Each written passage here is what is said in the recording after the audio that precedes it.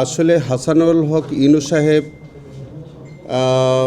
সহ ইনু সাহেবের বিরুদ্ধে আমাদের আজকে এইটা কেসটা সামিং আপের ডেট ছিল।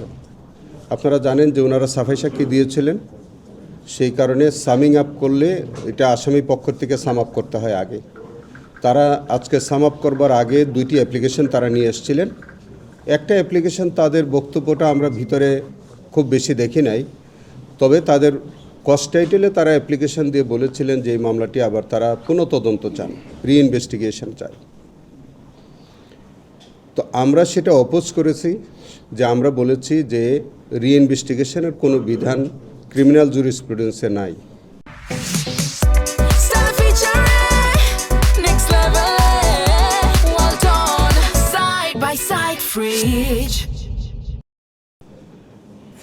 প্রভিশন আছে ফার্দার ইনভেস্টিগেশনের, তবে রিইনভেস্টিগেশন অথবা ফার্দার ইনভেস্টিগেশন আমরা যে নামেই ডাকি না কেন, আসামি পক্ষ থেকে কোনো রিইনভেস্টিগেশন অথবা ফার্দার ইনভেস্টিগেশন চাওয়ার কোনো এখতিয়ার নাই।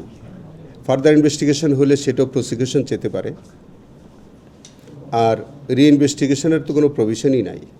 আমাদের এই ইন্টারন্যাশনাল ক্রাইমস ট্রাইব্যুনাল অ্যাক্ট 1973-তেও নাই। আমাদের আগের যে প্রচলিত আইন আছে যেটা সিআরপিসি, সেখানেও রিইনভেস্টিগেশন বলে কোনো বিষয় নাই। তবে তারা আমাদের রুল 46(1) ক্যাপিটাল এর বিধান অনুযায়ী তারা এই আবেদনটা করেছিলেন। তো সেটা হচ্ছে আমাদের ইন্টারন্যাশনাল ক্রাইম ট্রাইব্যুনালের একটা ইনহারেন্ট পাওয়ার আছে, তারা ওই বিষয়টি রেফার করে, কিন্তু সেটা যে প্রভিশন এটা তারা, আমি মনে করি এটা অ্যাপ্লিকেশন ওয়াজ মিসকনসিপ্ট। তো যাই হোক, আমরা এটা বলেছি আর ট্রাইব্যুনাল আমাদের সাথে একমত পোষণ করেছেন এবং তাদের এই অ্যাপ্লিকেশন মেনটেনেবল নয় বলে, এবং এটা একটা ডিজাইনফুল অ্যাপ্লিকেশন টু কেস, এই কথাগুলো বলে তারা আরও একটা অ্যাপ্লিকেশন দিয়েছিলেন যে দুইজন সাক্ষীকে তারা রিকল করতে চান। বিষয়টা হচ্ছে তারা ওই অ্যাপ্লিকেশনের মধ্যে উল্লেখ করেছেন যে আমরা কিছু কিছু বিষয়, আপনারা সবাই জানেন যে আমাদের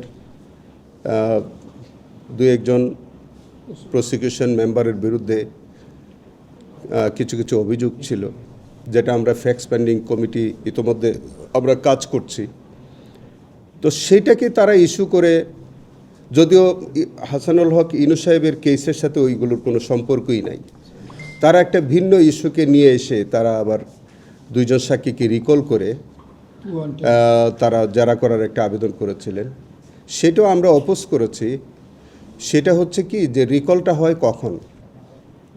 ধরেন একজন সাক্ষী আমরা এক্সামিন করলাম, তারা ক্রস এক্সামিন করলেন, সেই ক্রস এক্সামিনেশনে যদি তাদের কোনো ভাইটাল কোনো পার্ট ইন রেসপেক্ট অফ ওই সাক্ষী, কোনো তারা যে সাক্ষীটা আমরা এক্সামিন করেছি অলরেডি, সেখানে যদি এই মামলার রিলেটেড কোনো অংশ যদি ভাইটাল পার্ট তারা বাদ করে যায়, তাহলে সেটা পয়েন্ট আউট করে অ্যাপ্লিকেশন দিতে হয়। কিন্তু তারা এরকম কোনো পয়েন্ট আউট করে অ্যাপ্লিকেশন দেননি, তারা একটা ভ্যাগ স্টেটমেন্ট নিয়ে আসলেন। তো আমাদের এই দুইটা অ্যাপ্লিকেশনে আমাদের প্রসিকিউশনের যে বক্তব্যটা আমরা ট্রাইব্যুনাল উপস্থাপন করেছি, আমরা বলেছি যে এই দুইটা অ্যাপ্লিকেশনেই has been brought with a purpose. তারা শুধু নিউজ আইটেম করবার জন্যে এবং এটা মিডিয়াতে আলোচনায় রাখার জন্যে তারা এই অ্যাপ্লিকেশন দুইটা নিয়ে এসছে। যাই হোক, ট্রাইব্যুনাল এই দুইটারই কোনো সাবস্টেন্স না পেয়ে দুইটা অ্যাপ্লিকেশনেই আউটরাইট রিজেক্ট করেছেন, এবং এই অ্যাপ্লিকেশন দুইটা রিজেক্ট হওয়ার পরে তাদের সামিং আপ যে আর্গুমেন্টটা তারা শুরু করেছেন, আগামী সোমবার পর্যন্ত এটা অ্যাডজন্ট হয়েছে।